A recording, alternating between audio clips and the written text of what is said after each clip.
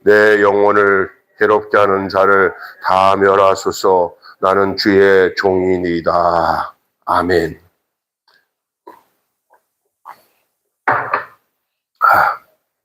12월 14일 둘째 주일이죠. 오늘 둘째 주일. 이제 2주 지나고 이제 새해를 맞이한 그런 시점에 있습니다. 이제 날씨도 많이 추워졌습니다.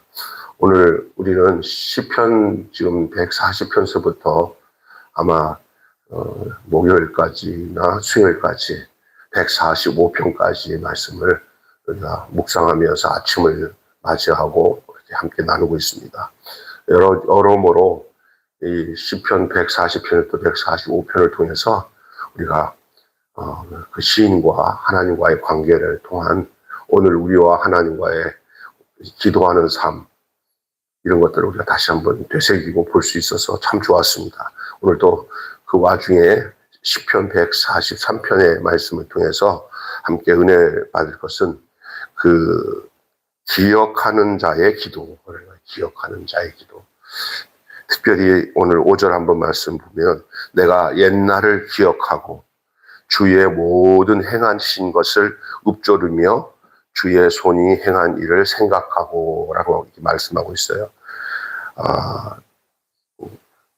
이 본문을 조금 더 이렇게 깊이 상고해 보자고 하면은 1절부터 7절까지 내용이 여기 이 시인이 짙은 어둠 속에 있었습니다.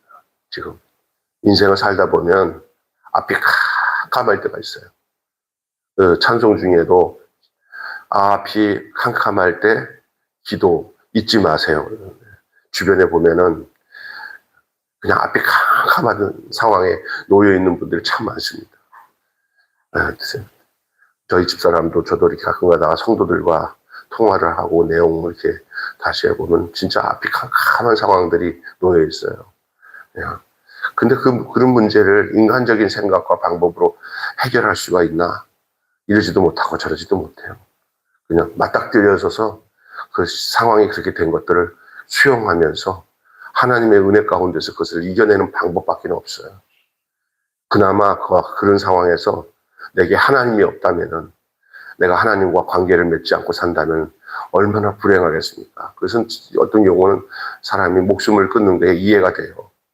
그러나 그런 일이 이루어지는 과정을 쭉 기억하고 되돌아보면은요, 다 죄뿐이고 다 후회뿐이에요. 정신을 못 차렸구나. 내가 너무 사람을 믿었구나. 내가 욕심을 많이 가졌구나. 뭐 이런 것들을 발견하게 되죠. 그래서 이 기억을 유추해야 하나님과의 관계도 가질 수가 있는 거예요. 왜 이렇게 됐는지도 모르고 앞만 캄캄한 거로 놔두면은 계속 수렁에 빠지면서 그냥 죽음에 이르게 돼요. 그러나 그 잘못한 것들에 대해서 외면하지 말고 또 좋았던 것도 기억해야 되지만 잘못된 것들을 기억하면서 하나님 앞에 그 사실을 다시 연결해야 돼요. 그게 기도예요. 묵상하고 기도하는 거예요. 시인은 이런 면에서 짙은 어둠 속에 머물러 있었습니다. 캄캄합니다. 마음은 돌처럼 가라앉고 원수의 그림자가 삶을 짓누릅니다. 짙은 어둠이 그의 삶을 짓누르고 있어요. 어디 하나 희망이 없어요. 자존감 무너지고 영혼은 메마릅니다. 희미하게 남은 그 은혜의 기억만이 마지막 희망처럼 손끝에 걸려 있어요. 그래도 내가 하나님을 믿고 믿음 생활했구나. 나의 이런 어려움을 하나님이 어려움 기억하시고 나를 이끌어 주시지 않겠나 하는 그런 은혜에 희미하게 남아있는 은혜가 그의 마지막 희망이에요. 그는 자신이 하나님 앞에서 의롭지 않다는 사실을 알기 때문에, 자기가 의롭지 않다는 것을 알기 때문에 변명하거나 핑계대지 않고 겸손히 긍휼을 구합니다. 그리고 하나님의 숨결이 다시 메마른 영혼을 덮어주기를 기다립니다. 하나님, 나 이런 처지고 이런 환경이고 앞이 캄캄한데 나를 하나님 붙들어 주십시오. 나에게 찾아와서 나에게 위로해 주십시오. 나에게 소망의 빗줄기를 비춰주십시오 하면서 그 하나님을 기억하고 과거에 함께 하셨던 하나님의 은혜 안에 다시 그것을 유추하고 다시 기억을 끄집어내서 하나님의 긍휼과 사랑과 그 덮어주시는 그 주님의 은총을 기다립니다. 그게 오늘 1절부터 7절의 내용이에요. 그리고 오늘 8절부터 12절 내용은 이래요. 그러나 절망이 그의 마지막 고백이 아니에요. 시인은 단지 공경에서 벗어나기만 원하지 않고 공경에서 벗어나기만 원하지 않고 이제는 올바른 길을 걷겠다고 하나님 앞에 구하는 거예요. 이 참 중요한 겁니다. 그냥 이 상황, 이 캄캄한 상황에서 벗어나기만 해주세요. 이렇게 기도하지 마셔야 돼요. 하나님, 나 이 상황에서 하나님의 은혜를 다시 구하오니 나를 이 환경과 이 여건에서 벗어주신다면은 나의 인생의 많은 삶을 이제는 주님 올바른 길로 하나님이 원하시는 그 뜻대로 살도록 저를 인도해 주세요. 라고 간구하는 거예요. 할렐루야. 예, 올바른 길을 걷기를 간구해요. 그가 바라는 길은 주님의 뜻을 따라 사는 길, 주의 영이 이끄는 길이고 그 길이야말로 평탄한 길이었습니다. 시인은 아침 햇살처럼 비춰올 주님의 인자를 구하며 길을 잃은 자신에게 바른 길을 보여달라고 오늘 말씀하고 있는 것이 8절부터 12절의 내용을 우리가 본문을 이해하기 위해서 말씀을 드렸습니다. 오늘 이 시편 43편의 말씀을 통해서 아까 전에 제가 말씀을 드렸던 것처럼 기억하는 자의 기도예요.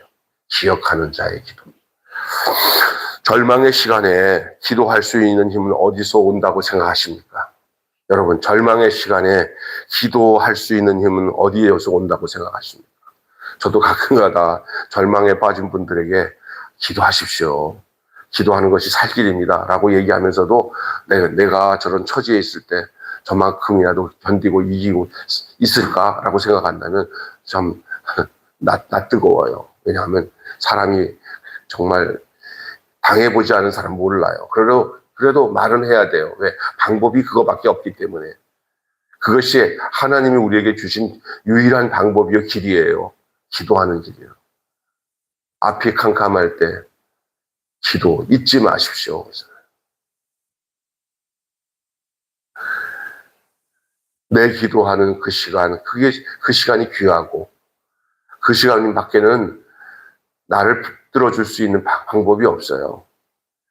그래서 절망의 시간에 드리는 기도만큼이나 더 가치 있는 기도가 없어요. 다른 기도도 다 중요하지만 밤중에 드리는 기도, 절망 중에 드리는 기도가 얼마나 위대한지 말로 다 할 수가 없습니다. 믿음은 언제나 현재형이에요.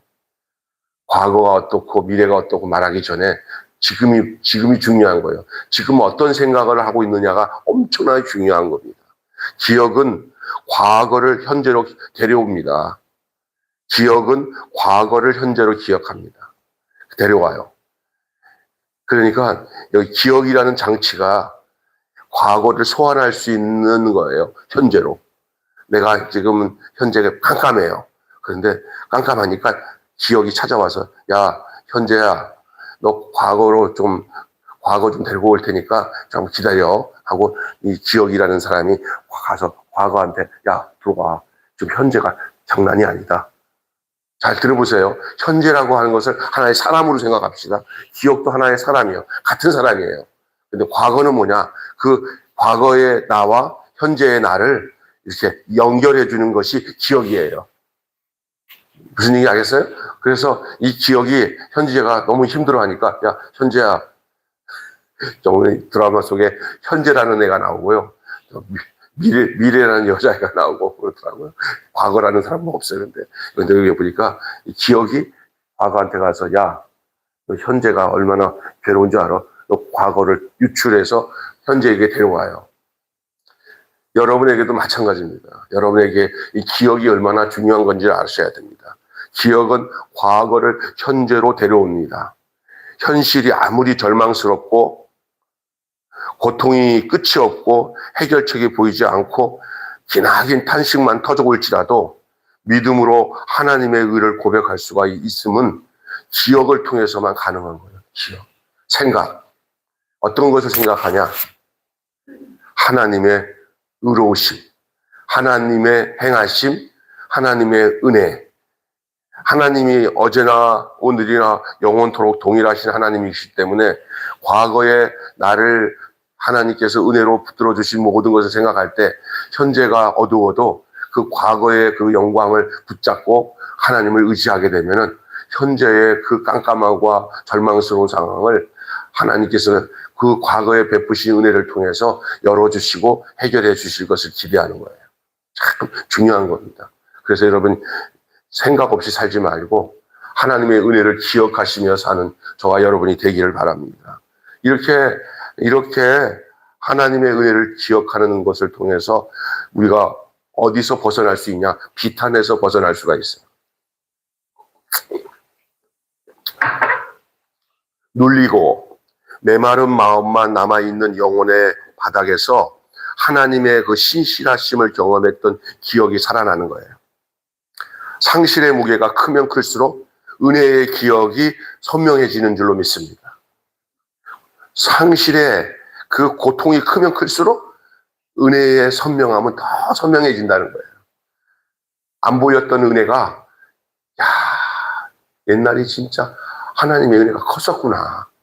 내가 너무 모르고 살았구나. 현재 상실, 현재 모든 걸 잃어버렸어요. 그럴 때 어떤 생각이 나면 옛날 정말 내가 진짜 복인 줄도 모르고 하나님이 은혜해 주신 은총이 너무나 깊은 것도 모르고 내가 살았구나라는 것이 전에는 몰랐어요. 없어지니까 아는 거예요.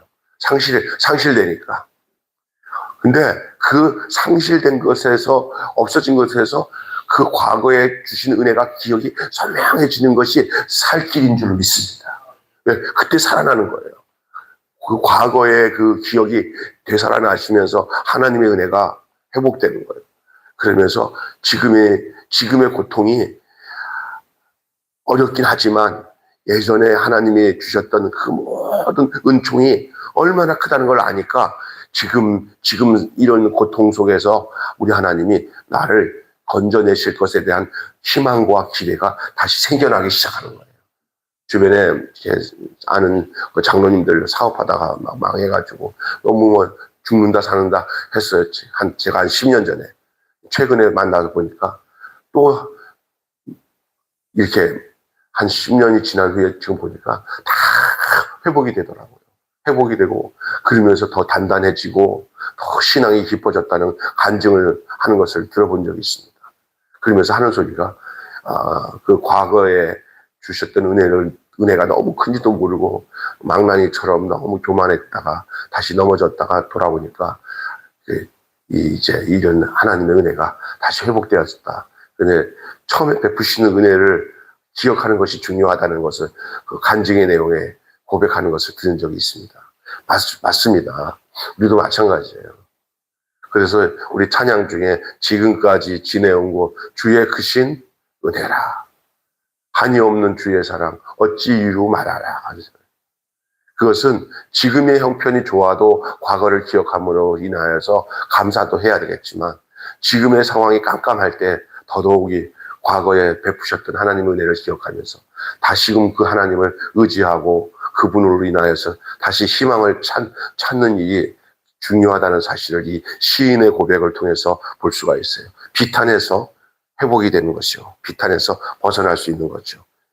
그리고 이 기억의 삶을 유추하고 살아가는 사람들에게는 간구하는 힘이 생겨요. 구할 수 있는 것. 이 간구할 수 있다는 것은 미래에 대한 소망이 형성이 돼야 간구의 힘이 생기는 거거든요.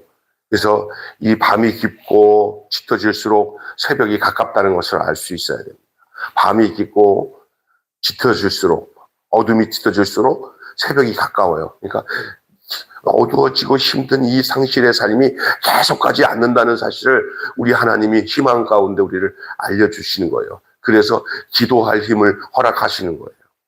아무리 어두운 상황이 변하지 않는 것 같지만 포기하지 않고 하나님의 인자와 공의를 구하는 자세로 기다립니다. 도무지 나아갈 길을 그리고 그 방향을 알 수는 없지만은 하나님이 선한 목자이시기 때문에 그의 얼굴과 음성을 구하게 되는 거죠. 광야에서는 목자가 길이 되기 때문에 그렇습니다. 그래서 이 오늘 본문에도 그렇게 얘기합니다. 주의 얼굴을 구하고 주께서 우리의 길이 되시고 목자가 되어 주신다는 사실을 말하고 있습니다. 그리고 난 뒤에 호소합니다. 호소. 제가 처음에 비탄, 간구, 마지막 호소예요. 호소. 스스로 해결할 수 없는 악과 자기 힘으로 싸우려고 하지 않고 스스로 해결할 수 없는 악과 자기 힘으로 싸우려고 하지 않고 하나님께 맡기는 거예요. 우리가 계속적으로 이 시편 지금 140편부터 쭉 읽어나가면서 가장 중요한 내용이 하나님 앞에 맡기는 거예요. 기도는 하나님 면전 앞에 놓여 있는 것이 기도의 내용이에요. 하나님의 면전 앞에 쓰는 거예요. 하나님의 얼굴을 구하는 거고 또 하나는 하나님께 모든 것을 맡기는 거예요. 하나님께 맡겨드립니다. 보복의 욕망이 아니라 눈앞에 드러난 악보다 하나님의 크심을 인정하는 신뢰의 자세가 바로 하나님께 맡긴다는 의미입니다. 기도는 책임을 회피하는 것이 아닙니다. 오히려 용기 있는 선택이 기도입니다. 하나님께 보복을 맡길 때 진정한 자유가 거기에 있는 줄로 믿습니다. 결론 맺고 마칩니다. 애통은 불신이 아니라 하나님을 향한 정직한 믿음이에요. 애통은. 어떤 경우는 하나님 앞에서 울 때는 울어야 돼요. 그게 믿음의 표현이에요. 그게 하나님을 믿지 못하기 때문에 우는 게 아니에요. 자기가 과거에 지은 모든 잘못것을 기억하고는 이런 처지와 결과가 된 것들을 아주 낱낱이 하나님 앞에 솔직하게 고백하는 용기가 그게 살 길인 줄로 믿습니다. 끝까지 남 탓하고 난 잘못한 건 없는데 저런 것 때문에 내가 망했다고 하면 안 됩니다. 다 이유가 그런 사람들이 내 그 곁에 들끓어서 나를 어렵게 하고 나를 딴지 걸고 태클을 걸고 내 인생을 망하게 하는 데 있어서의 최종적인 책임은 그 사람들에게도 있다고 할 수는 있겠지만 최종적인 책임은 자기 자신에게 있는 줄 믿습니다. 왜 그게 어울리지 말아야 되는 거예요? 그 분별하지 못한 죄 때문에 어려움 당하는 경우들이 한두 가지가 아니에요. 내가 어젠가 이게 가까운 목사지만 내 안에 늘 생각하는 게 있어요. 세상에는 쉽게 얻어지는 것들을 쉽게 얻어지면서 유혹하는 것에 넘어가지 말아야 돼요. 아주 나한테 뭐 이렇게 투자하면은 몇 배나 앞에 벌리는 어떤 이런 내용이 있다고 막 알려주는데 다 들을 때 일리가 있어서 노년에 이러면 편하게 살겠네 딱 하는데 하나님이 이러더라고요. 저 친구도 지금 물들었다. 저 친구도 지금 혹 깨가지고 저렇게 나한테 가르쳐 주는데 저거 아니다는 마음을 주더라고요. 그래서 야, 나는 그냥 노년에 손에 돈 100만 원만이라도 쥐어지면 감사하게 그거 갖고 살지. 몇 백만 원 막 들어와가지고 그거 갖고 내 노년을 편하게 지낸다는 데다가 내 마음 안 뺏길래. 없으면 없는 대로, 적으면 적은 대로 이렇게 내가 아들하게 그냥 힘있게 그냥 주어진 대로 살래 하고 딱 끊어버렸어요. 그리고 마음이 편안해지더라고요. 그리고 느끼는 게 뭐냐면 아이고 저것도 지금 큰일 나겠다. 좀 당하겠는데 라는 생각이 딱 들더라고요. 아니래 자기는 자신이 그럼 좋고 난 당신 목사님도 잘 됐으면 좋겠어. 나는 그렇게 해서 잘 되는 거에 대해서 안 됐다고 해서 낙심하지 않는다. 나는 그냥 적은 대로 성실하게 세상에 다 그렇게 견물생신해갖고 눈에 보이는 게 좋다 그래가지고 따라가다가 다 집도 사기당하고 돈도 사기당하는 사람들을 너무 봤는데 안 당하고 대박 터질 수도 있다. 그러나 이게 계산으로 생각할 때 엄청나게 이렇게 터질 때는 다른 데의 사람들이 어려움 당하는 거예요. 그래서 사기치는 거에 넘어가지 않는 지혜로움이 있어야 될 줄로 믿습니다. 그게 멀리서 오지 않아요. 아주 가까이서 믿을 만한 사람들이 오는데 그 믿을 만한 사람이 거기에 또 다른 사람에게 말려 들어가지고 오는 거예요. 참 조심해야 돼요. 그럴 때는 뭐냐면 나중에 이제 일이 터져가지고 뭐 없는 돈도 다 날라갔어. 그러잖아요. 그러니까 어떤 사람들에게 잘 찾아오냐면 돈 좀 있냐, 나 어디 있느냐 이런 냄새 맡으면 아주 즉각할 누굴 통해서라도 보내가지고 그거 같이 뺏어먹는 것들이 이 세상이에요. 조심해야 됩니다. 우리 교회 안에도 지금 이런 것 때문에 당하는 어려움 때문에 어려운 사람들이 많아요. 그러나 잘못하다가 보면 죽일러 하지만 근본적인 처음 책임은 누구에게냐면 자기에게 있어요. 그때 뭘 찾아야 되냐면 돌이켜서 내가 어떻게 해서 교회를 나왔고 내가 어떻게 해서 하나님을 받았지. 그래, 내가 이런 차지에서 내 인생에 대해서 내가 책임지지 않고 내 인생을 하나님께 온전히 맡겨드려서 나머지 인생에 대해서도 하나님이 희망의 빗줄기를 비춰주기를 소망하는 것이 중요한 줄로 믿습니다. 아멘. 그래서 애통은 불신이 아니라 하나님을 향한 정직한 믿음이에요. 간구는 회피가 아니라 하나님의 얼굴을 구하는 신앙입니다. 영혼의 갈증은 오직 하나님만으로만 해결될 수 있지 다른 것으로 충족시키려고 하면 더 어려워지고 더 힘들어져요. 기다리는 자에게 만족해 하시는 하나님이 거기 계십니다. 하나님의 임재를 알아채리는 방법도 역시 기도예요. 하나님의 임재를 알아채리는 것도 역시 기도예요. 기도하는 삶을 통해서 이런 감각이 살아나야 돼요. 안 그러면 자꾸 그 세상 것에 치달고 나가다가 보면은 또 구하는 것 자체도 이상하게 구해. 기도를 하나님을 구하는 게 아니라 세상 것을 구하기 위해서 하나님의 이름을 들먹이면서 기도하는데 하나님이 보실 때 가관이죠. 넌 다른 걸 찾고 있으면서 불러대기는 누구를 불러대? 하나님을 불러대. 하나님이 가관이다. 가관이네. 하나님은 자신을 구하는 자 외에는 만나지 않습니다. 그것은 자기 허탈한 고백밖에 되지 않습니다. 주야, 이것도 주세요. 저것도 주세요. 하나님 답답해 하시죠. 줬다가는 망하는데 하나님은 당신 자신을 구하기를 원하세요. 하나님이 내게 임재 찾아오시는 것을 그것을 바라는 그 사람을 향해서 하나님이 찾아오셔서 만나주셔요. 그래, 힘들지? 어렵지? 내가 옆에 있다. 이렇게 오시는 하나님이에요. 그냥 나는 하나님 필요 없어요. 내가 원하는 것을 하나님이 주시기만 하면 돼요. 그러면 하나님이 아유 저거 줘봤자 주면 또 자기 잘났다고 또 저렇게 난리 버거지 칠 텐데 우리 하나님은 안타까워하시죠. 오늘 우리의 모습이 진정한 기도의 삶이 어떠냐? 하나님이 내게 오심을 알아차리고 하나님의 얼굴을 구하는 것이 가장 중요한 거예요. 내 안에 삶 속에서 이게 기억을 통한 기도가 어떤 것인지를 오늘 본문을 통해서 우리에게 말씀합니다. 한마디로 하나님의 의로우심과 신실하심을 기억하는 자는 절망 중에도 기도할 수가 있습니다. 다시 얘기합니다. 하나님의 의로우심과 신실하심을 기억하는 자는 절망 중에 기도할 수 있습니다. 기도하겠습니다.